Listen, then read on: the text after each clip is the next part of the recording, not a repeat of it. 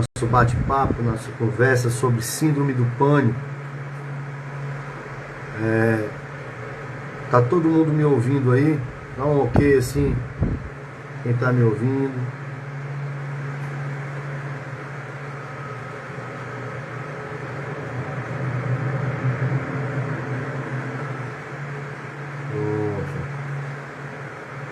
Então, pessoal, eu queria também mandar um ok aí, um alô aí pro pessoal do Instagram, que tá também nos acompanhando aí. Deus abençoe a sua vida. Hoje a gente vai fazer aqui um bate-papo, né? Junto com... tentando sincronizar aqui o Instagram com o Zoom. Tem um pessoal acompanhando aí no Instagram, outros acompanhando no Zoom. Pessoal da equipe aqui, tem outro pessoal também, Rafael lá, tá coordenando lá da casa dele também, para ver se consegue gravar esse nosso bate-papo sobre o assunto. E tá colocando também no YouTube, tá? Então, hoje o nosso papo vai ser bem aberto sobre esse assunto. Nós vamos estar falando sobre ansiedade, mas num contexto geral sobre a síndrome do pânico. O que é a síndrome do pânico, né? Surge essa pergunta: o que é a síndrome do pânico? A síndrome do pânico, ela é um transtorno de ansiedade, o qual ocorre em crises inesperadas de desespero, medo intenso, que algo ruim aconteça, né? Sem que haja motivo. É importante dizer que só se caracteriza a síndrome do pânico quando você tem medo que algo ruim aconteça sem que antes haja motivo. Então a gente vai aprender um pouco hoje a história da síndrome do pânico, como se desenvolveu essa patologia na história, como conseguiu descobrir um pouco sobre esse assunto. Quando a gente entender um pouco sobre a síndrome do pânico, a gente vai também compreender como ela acontece na nossa mente e como a gente pode tratar.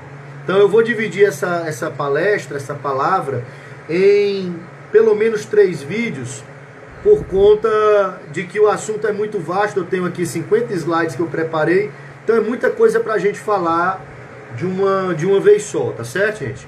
Então a gente vai ter uma sessãozinha aí de mais ou menos uns 40 minutos, 1 hora, e amanhã pela manhã a gente vai falar no assunto de novo, e à tarde também a gente vai estar informando os horários para vocês. Mas eu estava pensando em fazer lá para as 10 da manhã, mais 1 hora de bate-papo, e à tarde, lá para as 2 da tarde, mais também 1 hora de bate-papo, até as 3, tá bom? Então, a síndrome do pânico, ela é um mal, né, uma doença, uma crise, que ela vem de um medo intenso, de algo ruim acontecer, né? Sem que haja, vou repetir, nenhum sinal ou perigo eminente. Quem sofre de transtorno do pânico sofre de crises de medo agudo, de modo que ela tem medo do inesperado, de algo que dificilmente pode acontecer. Ela começa a perder o controle, começa a ficar preocupada acerca de alguma circunstância que a amedronta. Existem alguns tipos de transtornos de ansiedade. A síndrome do pânico é um tipo de transtorno de ansiedade, tá certo? Existem alguns tipos, tá, de transtornos de ansiedade, que são estresse pós-traumático, né? O primeiro deles. O segundo é o transtorno obsessivo compulsivo, chamado TOC, né? Existem também as fobias, né? Existem também a fobia social, que é o medo da pessoa se situar com a sociedade, interagir com a sociedade. Existe também a agorafobia, né, que é um medo de falar, né? Fora isso aí, existe o transtorno do pânico, que é esse que a gente vai estudar um pouco mais hoje. E a ansiedade, como a gente falou, é generalizada. A generalizada é uma ansiedade bem constante, ela nunca desaparece. Ela é diferente da síndrome do pânico, porque a síndrome do pânico, ela vem com ataques repentinos, onde rapidamente você começa a sentir palpitações, sudorese, ou seja, suando frio, taquicardia, você começa a ficar com medo de que coisas ruins lhe aconteçam. É muito comum e, por incrível que pareça, quase 30% da população já teve síndrome do pânico alguma vez. Se você observar aí no nosso slide, você vai ver que, na verdade, 33% da população mundial sofre de ansiedade. 33%. Se você observar, você pode controlar essa ansiedade com algumas técnicas, né? Meditação, atividades físicas, terapia e autoaprendizado. Hoje a gente vai aprender um pouco sobre a doença para que a gente possa também desenvolver uma forma de enfrentamento dela, tá certo, gente? A história da síndrome do pânico, ou do transtorno do pânico. O transtorno do pânico, ele teve as suas raízes assim contextualizadas numa época bem antiga, na Guerra Civil, né, norte-americana, onde na verdade a síndrome do coração irritável começou a ser observada, e aí daí por diante começaram também a conceitualizar a questão do transtorno do pânico, juntamente com essa síndrome. Começou a se observar também que muitos soldados, tá certo? Gente que vinha após a guerra, tinha ataques de pânico, ataques de medo, ataques cardíacos rápidos, assim, o coração, taquicardia, o coração batendo muito rápido. Então começou a ter um diagnóstico mais preciso acerca disso. Em 1895, Freud introduziu o conceito de neurose de ansiedade, consistindo assim de sintomas psíquicos, ou seja, de sintomas mentais, psicológicos, somando com sintomas físicos agudos crônicos, ou seja, a mente, o psique influenciando no que a gente sente no corpo. Freud começou a descobrir, então, a partir daí, quando ele descobriu sobre a neurose de ansiedade, que alguns pensamentos poderiam influenciar no que nós sentimos no nosso corpo físico. Daí se começou a trabalhar a ideia do transtorno de ansiedade e também da síndrome do pânico. O DSM-3, que foi codificado em 1980, o DSM é uma espécie de receituário que fala dos tipos de patologias e doenças, tá bom? Físicas e psicológicas. O DSM-3, em 1980, começou a trabalhar o desenvolvimento de tratamentos específicos para a síndrome de ansiedade, que mais tarde seria também diagnosticada como um dos tipos, a síndrome do pânico. E quais são os pacientes afetados pelo transtorno, pastor? Quem é a pessoa que pode ser afetada por esse transtorno? O que ela deve fazer quando ela é afetada por esse transtorno de ansiedade ou síndrome do pânico? Deve receber a terapia apropriada.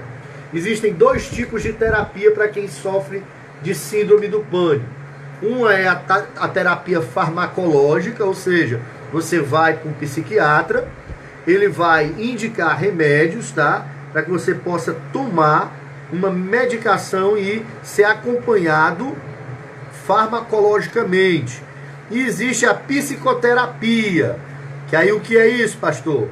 A segunda forma de tratar a síndrome do pânico é através de um psicólogo, e aí ele vai trabalhar, desenvolver terapias, tá? Para ajudar no tratamento da síndrome do pânico. Então, só recapitulando, a síndrome do pânico, que é um tipo de transtorno de ansiedade, ela pode ser tratada de duas formas, ou pelo psiquiatra ou pelo psicólogo. O ideal é que se trabalhe uma equipe multidisciplinar caso a síndrome do pânico esteja já num nível bem elevado. Por que, pastor, você está dizendo isso? Porque o psiquiatra ele vai tratar com um remédio. Ele vai usar uma forma de tratamento mais pragmática, ou seja, ele vai analisar o que você tem. Pastor, eu estou sem dormir, eu estou com taquicardia, com suando frio, sentindo tontura, achando que eu estou até mesmo ouvindo vozes, que eu vou morrer, sentindo falta de fôlego. E quando você já está com a síndrome do pânico bem desenvolvida, de forma que isso atrapalha você a comer, dormir, trabalhar, então eu aconselho que você procure um psiquiatra. Por quê? Porque ele vai lhe passar uma medicação para que você possa estabilizar esse quadro. Quando você estabilizar esse quadro, você conseguir comer, dormir, trabalhar, aí você vai procurar um psicólogo, onde ele vai trabalhar a terapia. Eu nem recomendo só o psiquiatra, nem recomendo só o psicólogo em casos de síndrome do pânico avançado. Por quê? Porque o psicólogo ele pode tratar a síndrome do pânico, desde que ela ainda não esteja avançada. Se ela já estiver avançada,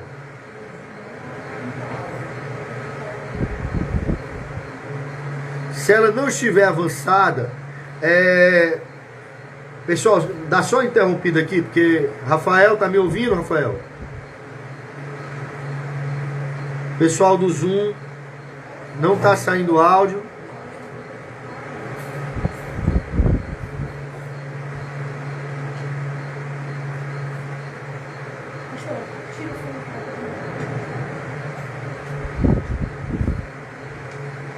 Alô, pessoal aí do Zoom.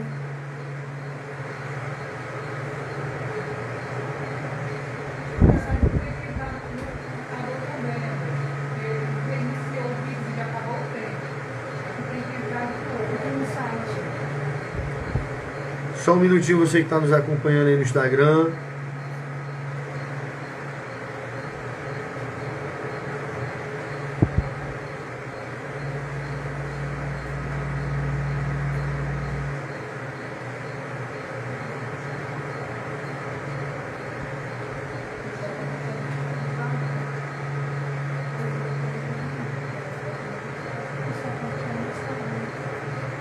Pessoal, tá tudo aí no Instagram?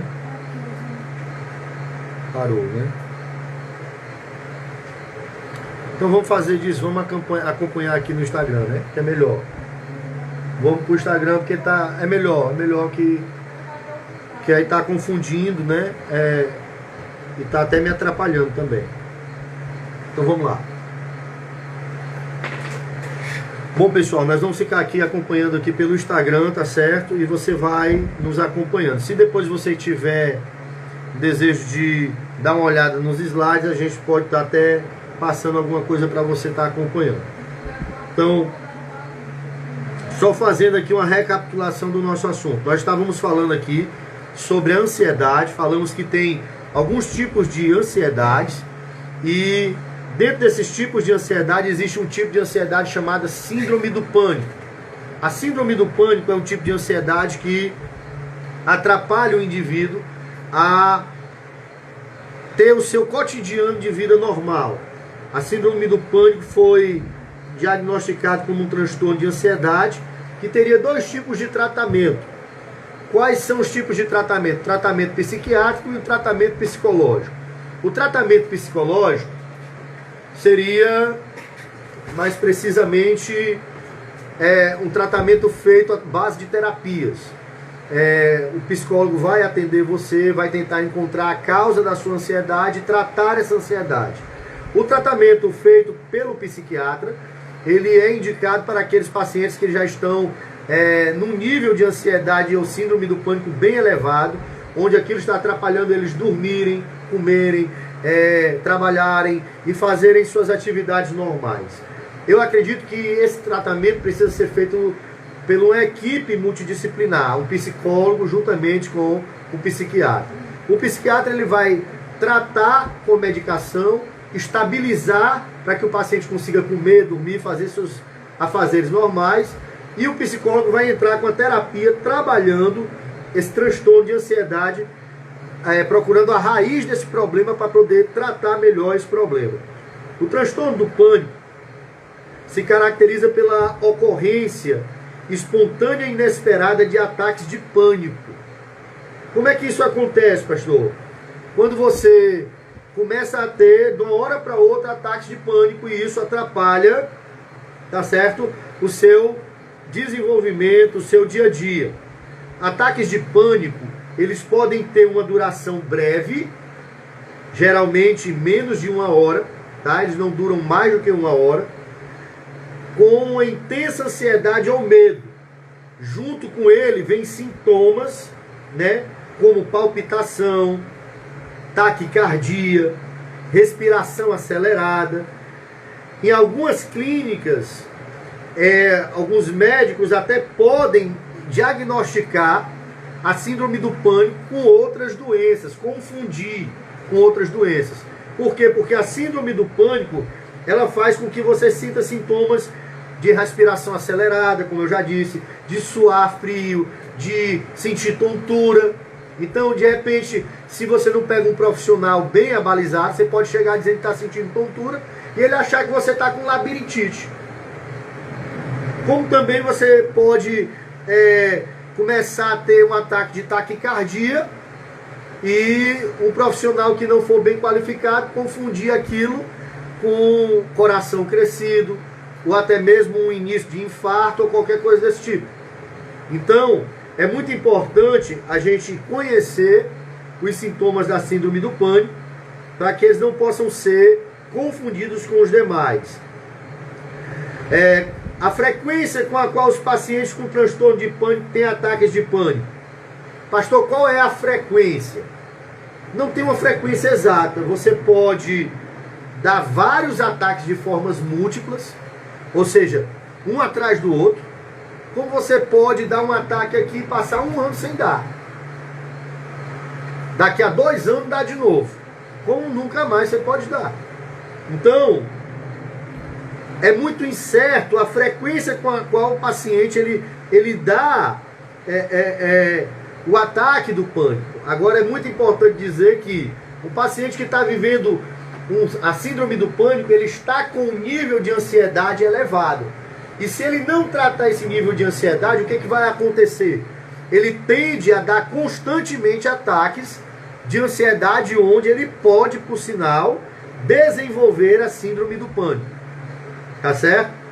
Ataques de pânico podem ocorrer em uma variedade de transtornos mentais e condições médicas.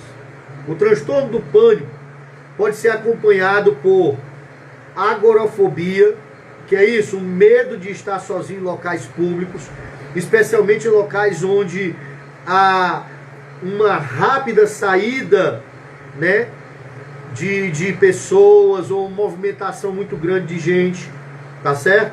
Então você pode dar transtorno de ataque do pânico em diversas situações diferentes. A ocorrência de um ataque do pânico não indica por si só um diagnóstico de transtorno do pânico. Sabe quando você tem uma ocorrência de ataque do pânico, isso não quer dizer que você desenvolveu aquele transtorno. Você pode dar aquilo por uma razão, né? Por exemplo, tem muita gente que agora, com essas questões dessa pandemia, está entrando e dando um ataque de síndrome do pânico. Mas isso não quer dizer que a pessoa desenvolveu um transtorno de pânico.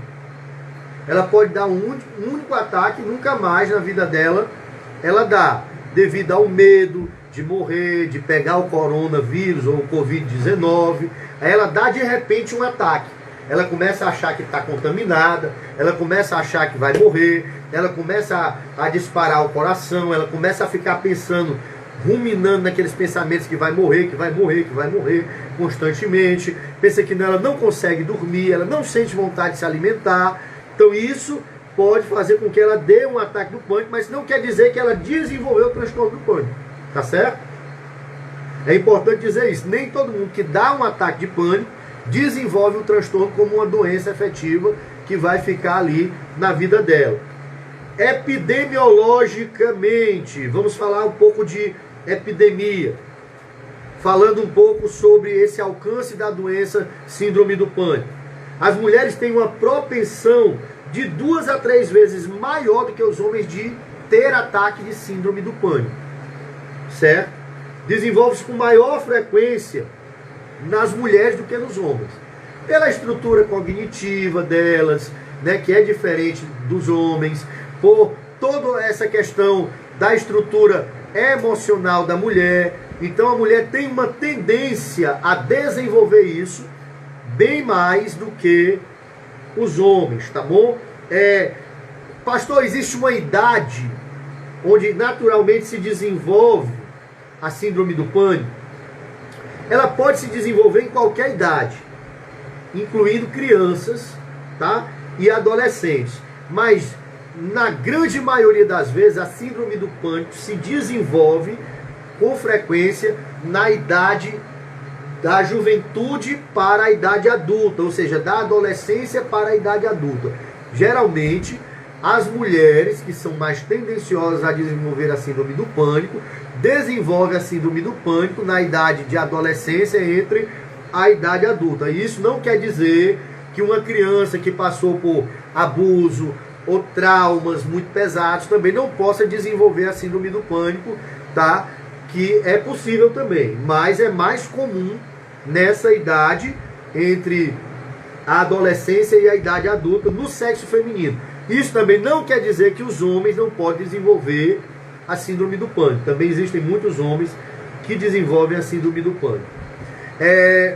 Sintomas da síndrome do pânico. Quais são os sintomas da síndrome do pânico? Dor no peito, desconforto, fraqueza, tontura, desmaio, medo de morrer, medo de perder o controle ou de acontecer uma tragédia a qualquer instante. Vai acontecer uma tragédia, vai acontecer uma coisa ruim, eu vou morrer, eu não passo de hoje, eu estou sentindo, meu coração está batendo, esse negócio ruim que eu estou sentindo, eu acho que eu tenho que ir logo para o hospital porque eu vou morrer. A síndrome do pânico, ela vem acompanhada desses pensamentos. Pensamentos e imagens de recordações atemorizantes. Ou seja, você começa a pensar e ficar ruminando coisas ruins constantemente, né? Sensação de estar fora da realidade, como se você estivesse saindo do seu corpo, tá? Isso pode ser um ataque de síndrome do pânico. Sentimento de indiferença, né? Você sente que ninguém se preocupa com o que você está sentindo, que você está abandonado, que você está vulnerável. Náuseas, ânsia de vômito, mal-estar estomacal, dormência no corpo, nos braços, nas costas, nos pés, formigamento nas mãos, tá certo? Ou nos pés ou até mesmo no rosto. Hiperventilação, hipervigilância para ameaças, ou seja, você fica todo o tempo procurando uma ameaça, procurando uma coisa ruim que vai acontecer. Obrigado, Camilinha.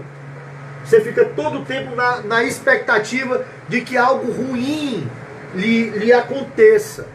A síndrome do pânico, ela gera isso, tá certo? Essa hipervigilância para ameaça. Você fica todo o tempo assustado, com medo, tá? Suor, calafrio, ou então ondas de calor, sabe aquela quentura, aquele fogo? Isso tudo são sintomas da síndrome do pânico. Tremor, tremelique, suas mãos ficam tremendo, né? Aí de repente um médico que não tem algum entendimento ou não é um bom profissional, ele pode achar que você está desenvolvendo aí algum outro problema, né? Como até mesmo a questão de Parkinson ou até mesmo a pressão, né? Então é muito importante você ter um bom diagnóstico quanto a isso, é fundamental. Agitação, impaciência. Quem tem síndrome do pânico tem essa impaciência, aquela coisa de não conseguir ficar parado, agitado todo o tempo, e um sentimento de frustração, porque parece que ninguém está entendendo o que aquela pessoa está sentindo. Então é muito ruim, né? Medo que os outros achem que é besteira, que é frescura, que é invenção, que está fazendo isso para chamar a atenção, tá certo? O depoimento do paciente sobre o momento do surto. Olha aqui o que o paciente disse, ó. Eu copiei aqui, ó. Parece que o mundo vai acabar em cima de mim. Qualquer barulho fica mais pronunciado. E faz minha cabeça doer. Às vezes eu sinto dificuldade de concentrar. Às vezes eu fico desorientado. Meu coração bate feito louco. Eu fico autoconsciente da minha respiração. Às vezes eu sinto agulhadas nas minhas mãos. Ou uma tensão repentina sobre os meus ombros. Muito peso sobre os meus ombros. Outras vezes me dá um medo muito grande. Meus ataques de pânico passam muito rápido, disse esse paciente, mas chegam rapidamente sem avisar. Eu sei que eventualmente eles vão embora. Assim isso me traz um pouco de conforto. Então esse paciente aqui, ele já deu esse depoimento porque ele é um paciente que faz terapia. Mas um paciente que não conhece a doença que tem, ele tende a se desesperar muito rápido. Ele tende a se preocupar muito rápido. Por isso é que a gente está falando, dando toda essa aula sobre a síndrome do pânico, ensinando ela, fazendo uma psicoeducação sobre esse assunto, para que você possa entender que é algo bem comum, que é algo que mais de 30% da população tem, e que você que pode possuir algum desses sintomas precisa conhecer um pouco mais. Qual é o tratamento? Diversas pesquisas demonstram a eficácia para o tratamento da síndrome do pânico de duas formas, como nós falamos: através do psicólogo, né, que ele vai fazer a psicoterapia. Em especial, eu indico a terapia cognitiva comportamental, que você procure um profissional da psicologia que trabalhe na linha de abordagem cognitiva comportamental. Por quê? Porque essa abordagem é mais especializada em tratar transtornos de ansiedade no quadro geral, inclusive a síndrome do pânico, que é um desses transtornos. E a outra forma de tratar a síndrome do pânico, para aqueles pacientes que já estão bem avançados, é ir direto para o psiquiatra, para o médico psiquiatra, porque aí ele vai administrar uma medicação, tá? Possivelmente tarja preta, para que você possa dormir, reequilibrar a sua vida, para entrar então numa terapia. Pastor, o senhor recomenda a pessoa tomar remédio e não procurar fazer terapia? Não recomendo. Porque o que é que acontece? O remédio, ele vai estabilizar a sua ansiedade, a sua síndrome do pânico. Mas ele não vai tratar o seu problema. Ele vai ser um paliativo para resolver naquele momento o sintoma que você está sentindo. A taquicardia, a insônia, a náusea, o medo de morrer.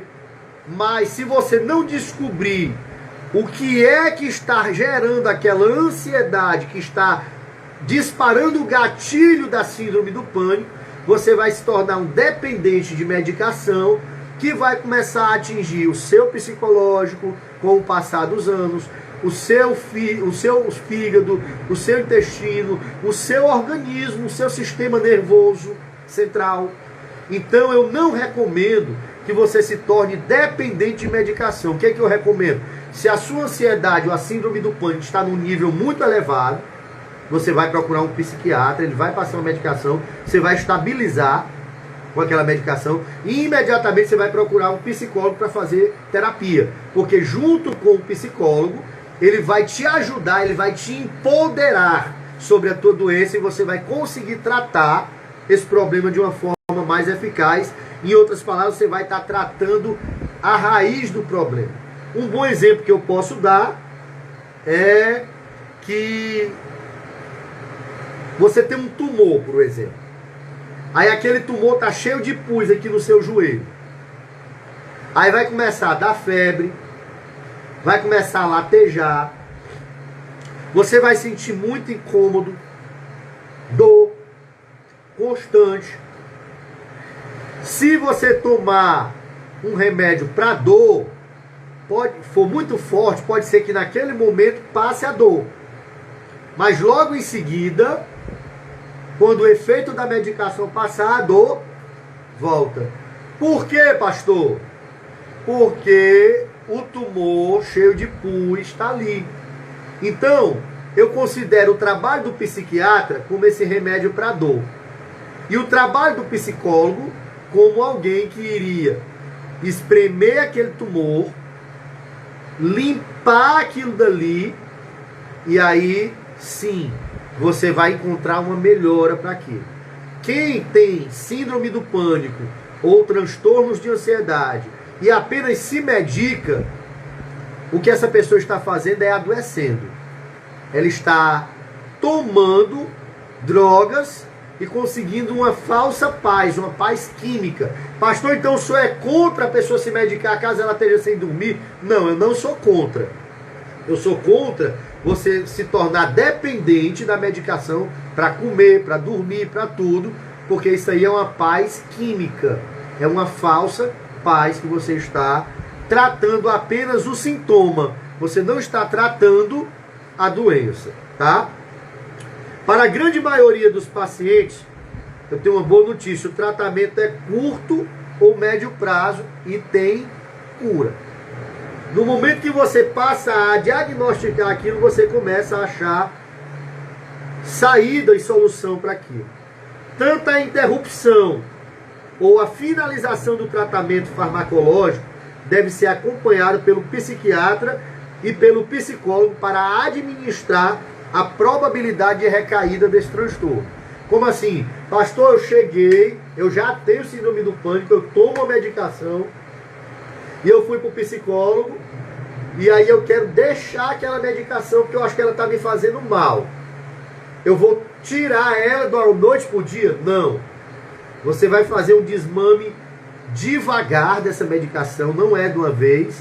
Outra coisa, você, além de fazer esse desmame aos poucos, você tem que fazer esse desmame acompanhado pelo psicólogo e pelo psiquiatra. O psiquiatra que passou a medicação vai entrar em contato com o psicólogo que está fazendo terapia com você e juntos eles vão chegando a um denominador comum para ir tirando essa medicação da sua vida aos poucos. E isso para quem já tem a síndrome do pânico. Causas e fatores de risco da síndrome de pânico, do pânico. As causas exatas da síndrome do pânico são desconhecidas, embora a ciência acredite que alguns conjuntos de fatores podem desencadear o transtorno. Como o que, pastor? Por exemplo, quem é que pode dar síndrome do pânico? Quem pode ter síndrome do pânico, pastor? Alguns profissionais acreditam que pode ser algo genético. Ou seja, você tem uma tendência genética já de família, alguém na sua família sofria de ansiedade, tá? E você herdou geneticamente. Também existe uma outra questão, um temperamento forte ou suscetível à síndrome do pânico, né? Existem pessoas que já têm uma tendência a serem mais ansiosas, mais neuróticas, mais preocupadas, tá? Pronto. Irmãos, se vocês tiverem perguntas, vocês podem ir colocando, tá? Aqui que a gente vai procurar responder nesses 3 encontros que a gente vai ter sobre a síndrome do pânico. Outra coisa que a gente precisa entender, além da genética, ou seja, de eu ter uma propensão genética, né, para ter síndrome do pânico, alguém na minha família já teve, ou algum tipo de ansiedade, um temperamento, né, uma pessoa que já tem uma tendência a ser mais preocupada, mais neurótica, ela desenvolve isso também.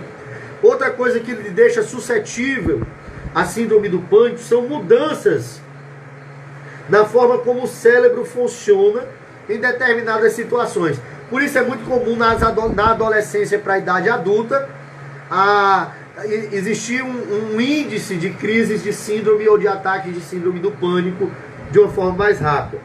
Ocorre geralmente no início da vida adulta, como a gente já conversou, onde os hormônios e o cérebro começa a lidar com alguns tipos de pressões e situações diferentes, tá certo? Outra coisa que pode fazer o indivíduo desenvolver síndrome do pânico: uma situação de estresse agudo. Uma pessoa que está muito preocupada com algo financeiro, ou lá no trabalho está passando muita pressão no trabalho, boleto para pagar lá na sua empresa, ou na faculdade você está preparando seu TCC, ou está em véspera de prova. Você pode dar ataques de síndrome do pânico, ficar nervoso com aquele assunto, ou a véspera de você fazer uma apresentação pública lá do trabalho na faculdade, ou se apresentar publicamente para alguém. Para muitas pessoas como eu, tiraria isso de letra, se apresentar publicamente. Mas para a grande maioria das pessoas isso é algo muito difícil, tá? Também morte ou adoecimento de uma pessoa próxima. Tem pergunta aí? Vai perguntou se pode levar a ataque epilético. Não. A síndrome do pânico, ela não pode levar a ataques epiléticos. Ela pode levar a tremores. Tremores exagerados, tá? E você até achar que é ataque epilético. Mas ela em si não pode levar a ataque epilético no sentido da síndrome do pânico, não. A não ser que tenha já uma predisposição a isso, tá? Ou uma outra doença relacionada à sua mente, ao seu cérebro, aí sim. Eu conheci um caso de uma moça que ela começou a desenvolver ansiedade, depois ela desenvolveu a síndrome do pânico, que é um tipo de ansiedade, e ela tinha ataques, tipo convulsões, mas depois se descobriu que ela já tinha uma propensão a esses tipos de ataque e uma doença no seu cérebro. Apenas, o que acontecia? Como ela caiu a primeira vez, ela era uma adolescente, ela ficou com muita vergonha dos coleguinhas no colégio, então ela ficou com muito medo daquilo acontecer. E aquilo se tornou ela alguém muito vulnerável a ataques de síndrome do pânico e também os ataques epiléticos que ela tinha já pela outra doença que ela possuía. Então, agrava, mas não gera, tá certo? Tem outra pergunta aí? Não. Vamos para frente. Se tiver apenas um sintoma, é só ansiedade? Não, um sintoma só? Se tiver apenas um único sintoma, é só ansiedade, pastor? Pode ser só ansiedade. E como eu disse, nós temos pelo menos 8 tipos principais de ansiedade. E aí você pode estar num desses tipos. De repente você é uma pessoa que tem agorafobia, você tem medo de lugares públicos. Então você pode ter essa crise de ansiedade só nesse momento. Mas você pode viver tranquilamente. Como você tem medo de falar em público, né? Você tem fobia social, né? Fobia de microfone ou de qualquer outra coisa. Você pode desenvolver, mas isso não quer dizer que você vai desenvolver a síndrome do pânico, tá certo? A síndrome do pânico é um dos tipos de ansiedade mais, como é que a gente pode dizer, fortes, por que não dizer mais devastadoras quanto aos seus efeitos no organismo do ser humano. Mudanças radicais ocorridas na vida de uma pessoa também pode gerar síndrome do pânico. Por exemplo, uma criança ou um adolescente que muda de uma cidade para outra, perde os colegas, perde o colégio, perde o ciclo de amizade, perde tudo isso daí, ele tem uma tendência a, se não tomar cuidado, desenvolver a síndrome do pânico, tá? Como também é um trauma, você vinha com a sua família e aí bateu o carro, virou o carro, foi assaltado, aquilo pode fazer com que você, dali por diante, né, desenvolva a síndrome do pânico. Aquilo ali pode servir como um gatilho que vai disparar aquela doença. Isso pode se tornar a síndrome, como pode ser um simples ataque de síndrome do pânico e nunca mais você dá outro, tá certo?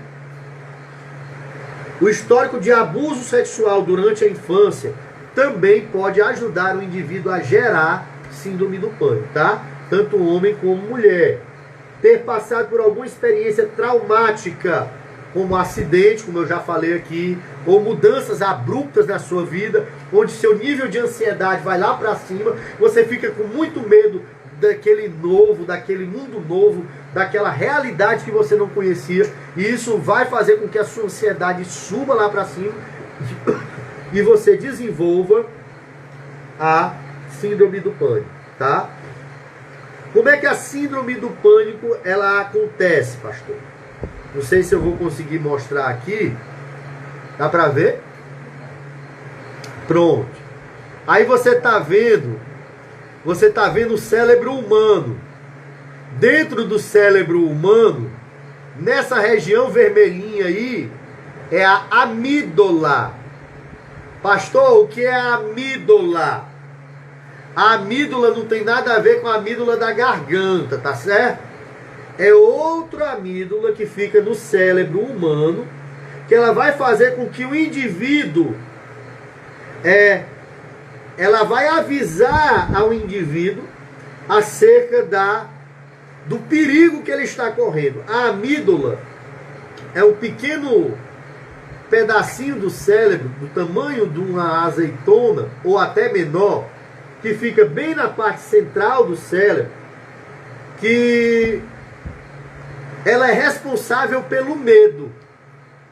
Ela é responsável, tá certo? Por você sentir o medo. E como é que isso acontece, pastor? Como é que acontece esse processo onde o indivíduo vai sentir o medo? O medo é algo que Deus colocou no ser humano para que ele possa preservar a sua própria vida. Por um exemplo, a criança, quando é pequenininha, tem 2 anos, ela vai lá na tomada, mete um ferrinho lá, um brinquedinho ou um dedinho, ela vai levar um choque. A partir dali, ela vai ficar com medo de pegar na tomada. Aquele medo vai preservar a vida dela.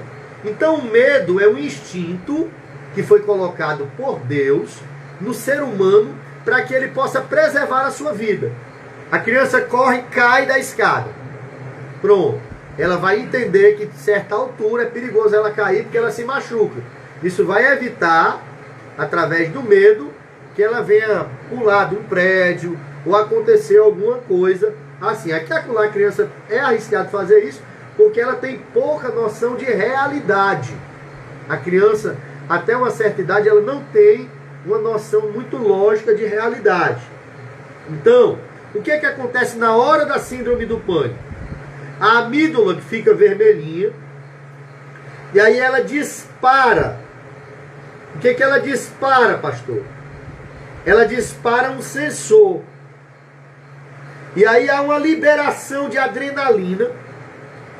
No momento que a amígdala comunica para o cérebro que você está em perigo, há uma liberação de adrenalina, que é um hormônio que se desenvolve, por um exemplo, para que você possa correr, pular, puxar a mão rapidamente num choque. Então a adrenalina, ela é liberada para que você haja rapidamente. Com isso, o que acontece? O seu coração, quando receber aquela dose de adrenalina desse hormônio na sua corrente sanguínea, seu coração começa a palpitar mais rápido. O sangue chega mais rápido aos músculos, a respiração acelera, o organismo recebe mais oxigênio e a pessoa fica mais agitada. Mas isso é um instinto da preservação da vida humana. Por quê? Porque se não fosse assim, por exemplo, eu estou aqui, de repente entra um leão ali na sala.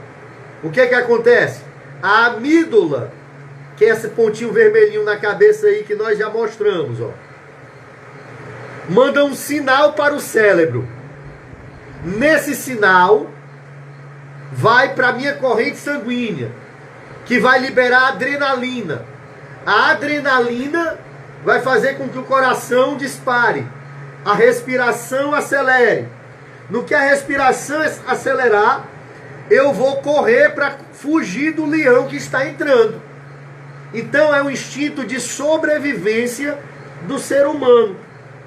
Quando isso acontece, você recebe mais oxigênio, a pessoa fica mais ágil, a glândula suprarrenal é acionada e libera um hormônio chamado cortisol. O que é o cortisol? Ele aumenta a produção de anticorpos e glóbulos brancos, reforçando o sistema de defesa. O que acontece na síndrome do pânico, ou no ataque de síndrome do pânico, é que aquela amígdala fica hipersensível. E quando você desenvolve a síndrome do pânico, ela fica mais sensível do que a amígdala de uma pessoa normal. A amígdala de quem tem síndrome do pânico, já foi feito alguns estudos e exames neurológicos, ela se desenvolve, ela se torna maior. E quando ela se torna maior, ela é mais sensível. E aí você vai acreditar, porque ela vai dizer para o seu cérebro que você está correndo risco de adoecer, de morrer, que você vai infartar, que seu coração vai explodir, que você está prestes a morrer, que algo muito ruim vai acontecer.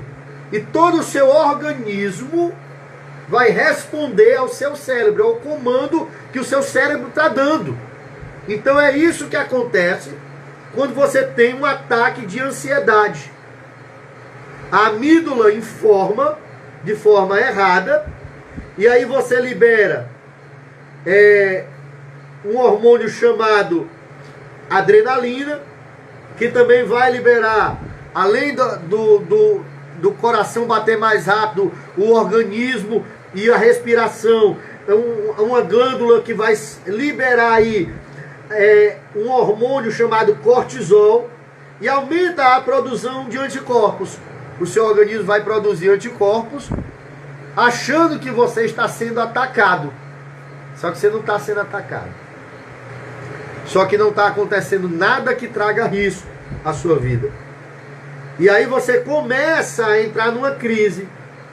Aí nessa crise, você tem uma sensação de exaustão.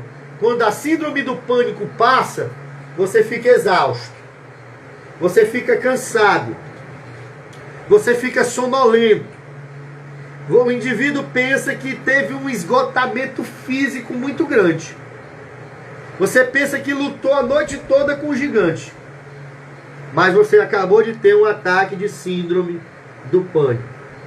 E quais são os tratamentos, pastor? Nós já dissemos: terapia e medicação. Você pode ser tratado de forma farmacológica, que é a medicação, ou de forma psicológica, que é a terapia, tá? Eu recomendo, para quem ainda está começando a sentir algum sintoma, procure um psicólogo para não precisar tomar medicação.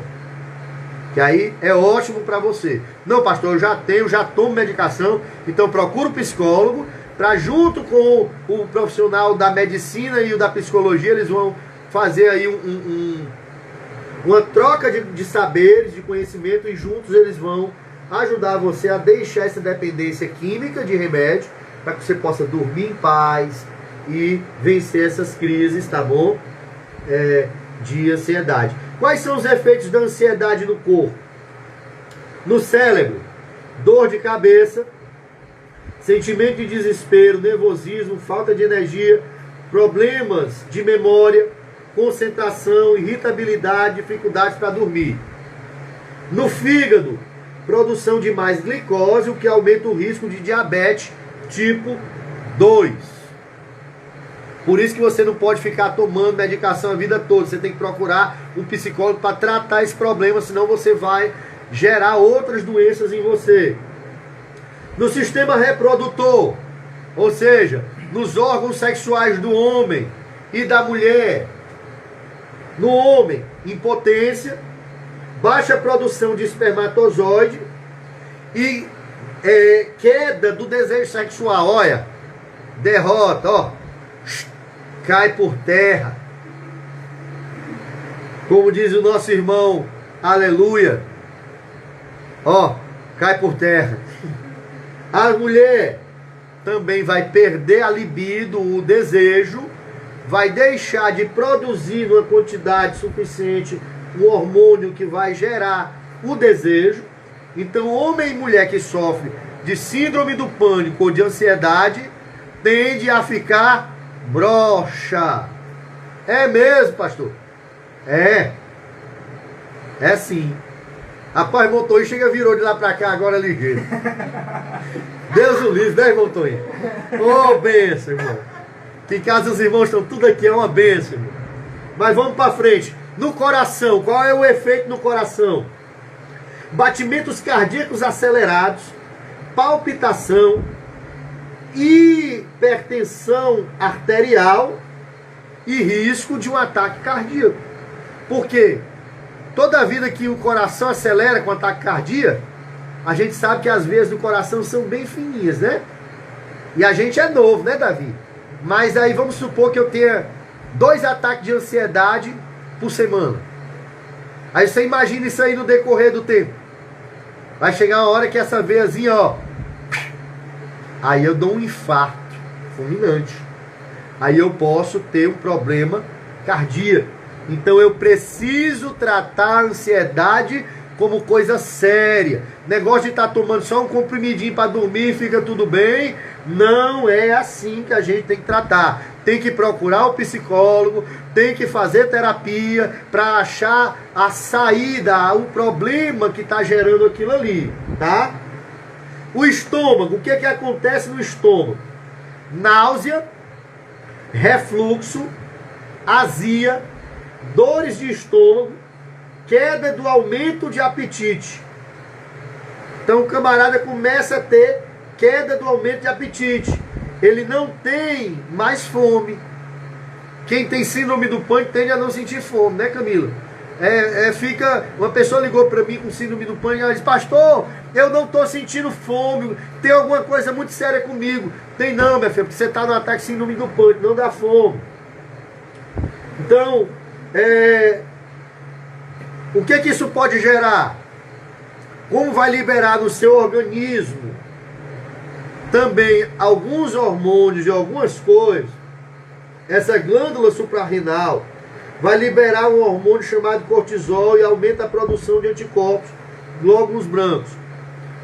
Quando você não trata a ansiedade ou a síndrome do pânico, devido aos ataques, o seu sistema de defesa imunológico, seu sistema imunológico ou de defesa, está sempre sendo acionado pela síndrome do pânico.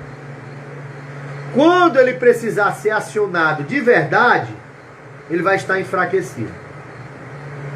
E aí você pode, de uma gripe, pegar uma pneumonia. Você pode, de um resfriado, pegar uma tuberculose, uma doença mais séria.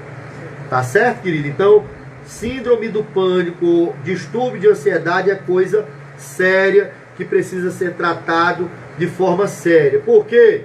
Porque no cérebro ele pode gerar perda de memória, de concentração e muita coisa. No fígado pode gerar diabetes e outras doenças. No sistema reprodutor pode fazer com que o homem fique broxa e a mulher fique frígida. E no coração pode trazer uma facilidade de infarto, ataque cardíaco. No estômago pode gerar o aumento ou a diminuição do apetite, emagrecimento, como também refluxo, azia e outras doenças devido à ansiedade, tá bom? No sistema reprodutor das mulheres, é importante também dizer, pode ocorrer períodos menstruais irregulares. Mulheres que têm problema de ansiedade, elas têm períodos menstruais irregulares. Tem muitas mulheres que vão para o médico a vida toda e dizem assim: doutor, eu nunca consegui regular minha menstruação. Sabe por que você não conseguiu regular essa menstruação? Porque você, na verdade, não tem nenhum problema no seu ciclo menstrual. O seu problema é psicológico, é ansiedade. E ela está gerando uma desregulação do seu organismo, tá? Então, você pode sentir dores também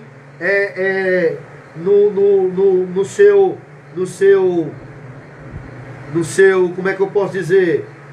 Nas suas, como é que chama essa parte da mulher aqui, meu Deus? Nessa região abdominal, do útero, onde fica ali os ovários, você pode passar a sentir, tá certo? Dores também, aí nessa região. E o desejo sexual, ó,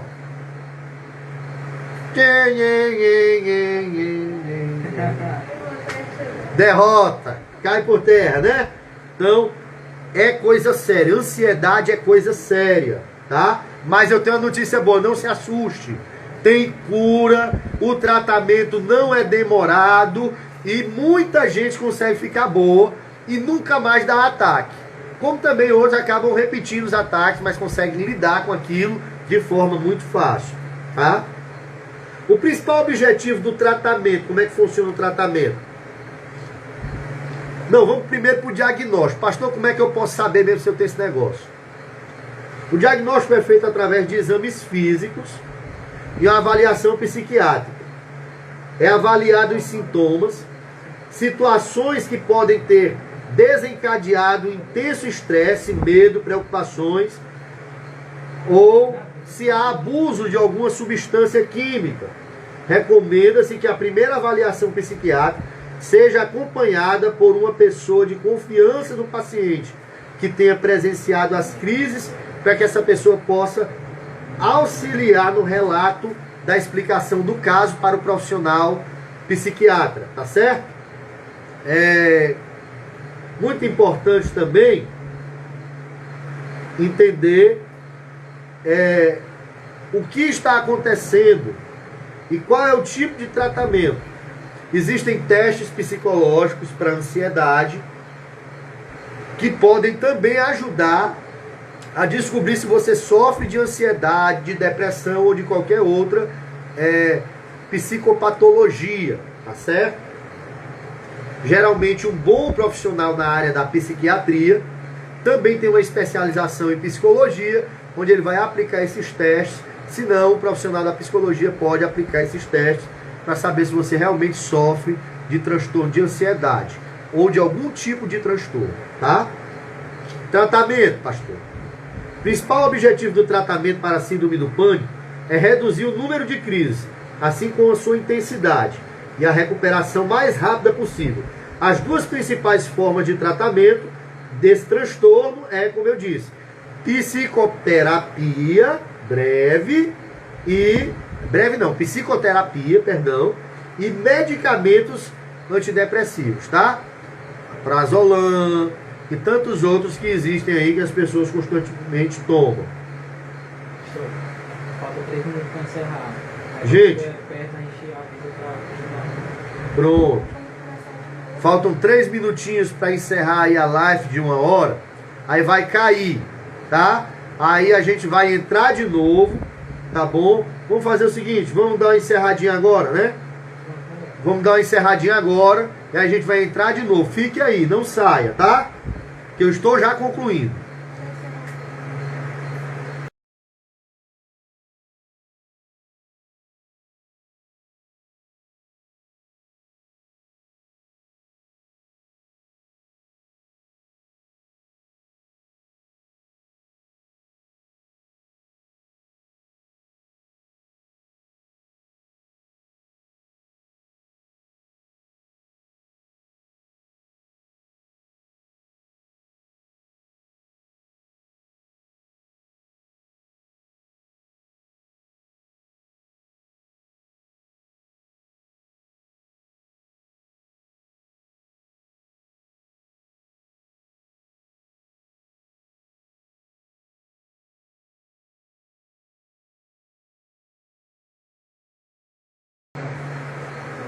Tinha 13, 15.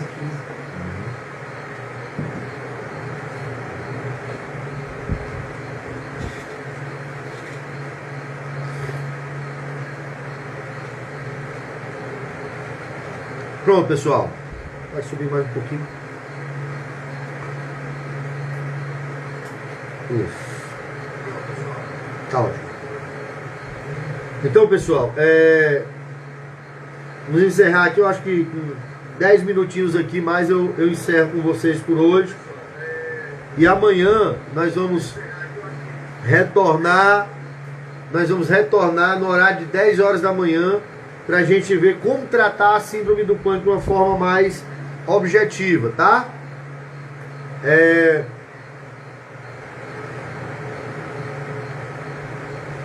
Algumas perguntas frequentes. que surgem sobre a síndrome do pânico. A primeira é: o transtorno do pânico mata? Sim ou não? Não. O pior que pode acontecer durante uma crise é você desmaiar.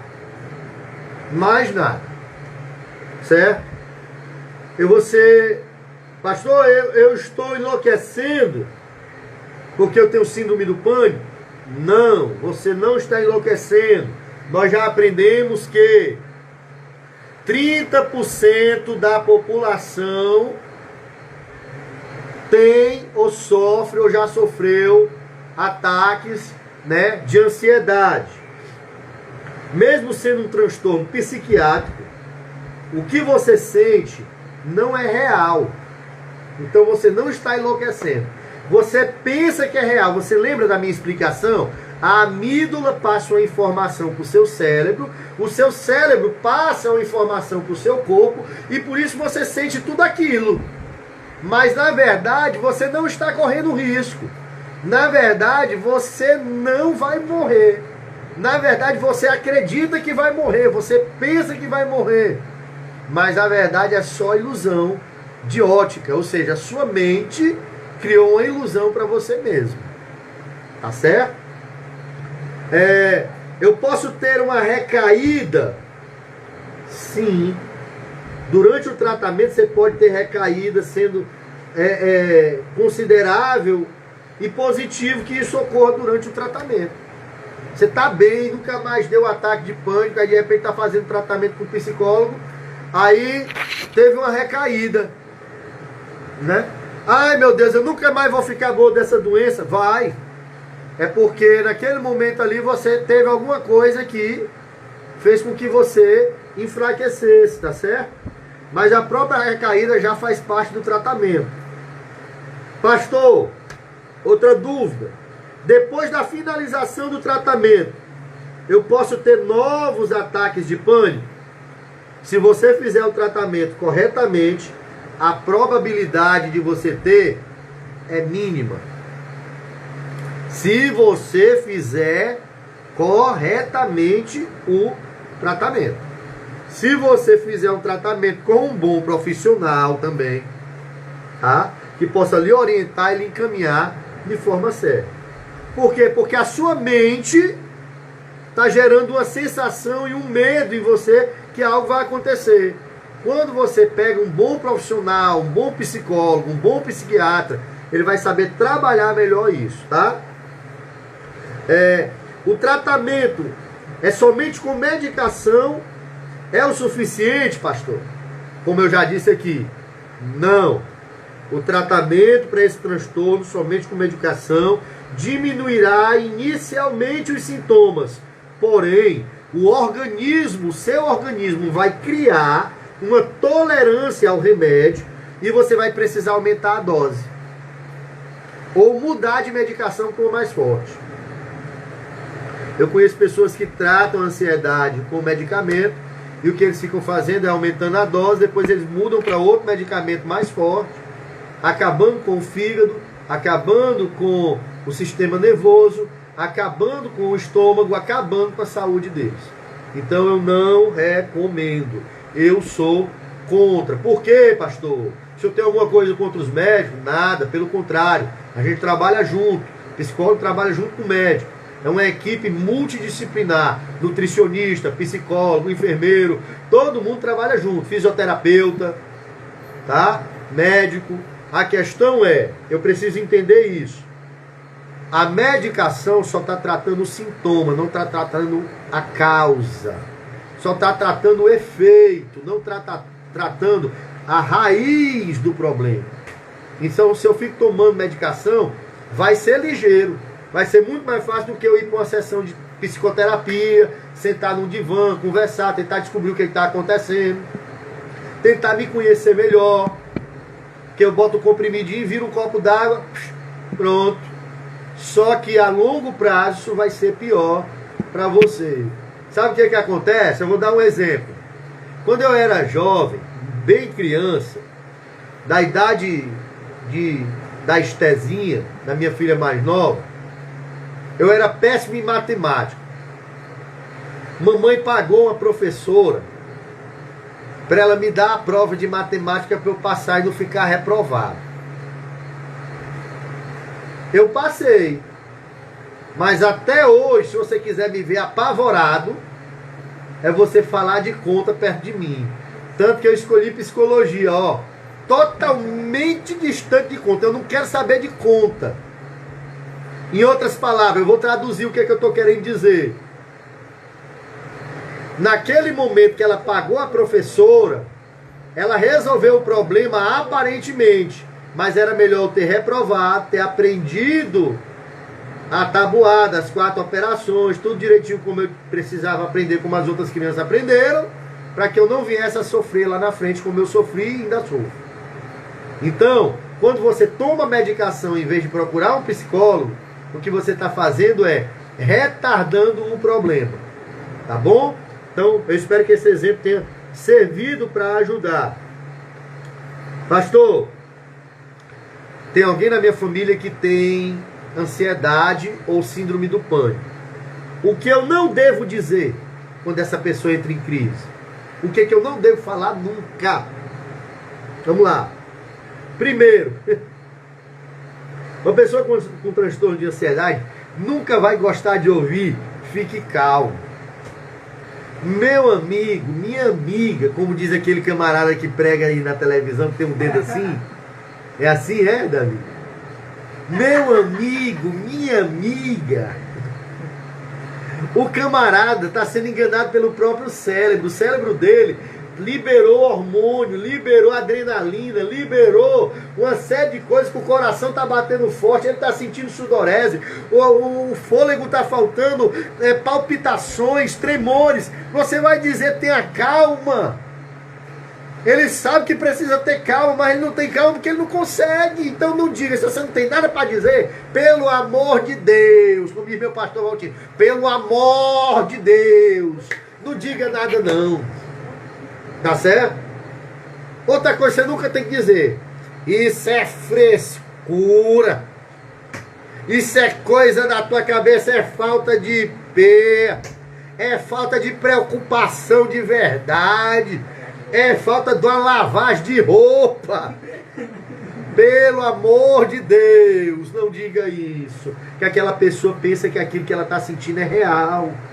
O cérebro dela está dizendo para ela que é. E o organismo dela está liberando sintomas como se fosse. Então ela não tem culpa. Ela é doente, ou ela está doente. Tá? Outra coisa que você tem que dizer, é só uma fase, vai passar. Cuidado, que se não tratar, não passa. Há situações que a pessoa realmente está sob pressão, uma prova, a apresentação de um TCC, né? Esses dias eu estava quase dando uma síndrome aqui dentro do pânico também, aqui dentro de casa, né? Ainda estou, né? Porque é muita pressão. Mas, o que acontece? Pode passar quando eu apresentar o TCC, como pode desenvolver uma coisa mais séria e eu ficar doente. Então, nem sempre vai passar. Às vezes sim, às vezes não. Outra coisa que você não deve dizer, não precisa ficar ansioso. Meu amigo, você acha que ele fica ansioso porque quer? Ele está doente. Está doente, é por isso que fica, tá? Ou então, a mais clássica de todas e a pior. Isso é falta de Deus no coração. Meu amigo, eu já expliquei para vocês que o camarada está sentindo aquilo ali. E às vezes ele é crente. Eu costumo dizer que eu acredito que Elias deu um ataque de síndrome do pânico e correu para a caverna para não morrer. E você conhece alguém mais crente do que o leão dos profetas? Então, eu costumo dizer que o ataque que Jesus deu no Getsemane pode ter sido um ataque de pânico, onde ele chegou a suar sangue. Tamanha era a angústia dele como homem, quando conseguiu contemplar pelos olhos espirituais o que lhe aguardava de sofrimento. Então a preocupação, o estresse exagerado, exacerbado, pode, tá, gerar isso, e nem sempre é falta de Deus no coração. Porque um bocado de crente que ora, lê Bíblia, tem. E alguns que são bem envolvidos na obra de Deus, tá? Tá certo? Eu mesmo, esses dias, conversei com 2 moças da nossa igreja, que são meninas de Deus, envolvidas na obra de Deus, todas 2, com síndrome do pânico. Eu conheço uma menina maravilhosa lá da nossa igreja, que é uma menina maravilhosa, uma menina doce, que ela também tem. Então, nós precisamos tomar cuidado, tá certo? Para que a gente não possa dizer que é falta de Deus no coração, porque não é. Viu? É a ansiedade ou síndrome do pânico. Então, pastor, como é que a gente pode tratar a ansiedade? Nós vamos deixar para responder essa pergunta, né, dentro da psicologia cognitiva comportamental, que é a minha linha de abordagem e a mais usada para tratar transtornos de ansiedade, tá? Nosso próximo encontro, tá? Aqui pelo Instagram da Igreja Batista El Betel de Canidé, amanhã às 10 horas da manhã. Eu espero contar com a sua presença aqui, tá bom? Deus abençoe a sua vida. E se tiver alguma pergunta, não encerra ainda, Davi, por favor. Você pode fazer aí. E você falou algumas palavras que não dizer, né? Uhum. Então, algumas palavras que dizer. Bem, existe. A Camila está aqui na equipe de som e imagem. E ela está perguntando, pastor, o senhor disse algumas coisas do que nós não devemos fazer. Existem algumas coisas do que deve fazer? Existe. E essa resposta dessa pergunta está na nossa parte de amanhã, onde nós vamos falar como você tratar a ansiedade, tá bom? Se existir alguém que quer fazer mais alguma pergunta, por favor, entre aí em contato com a gente.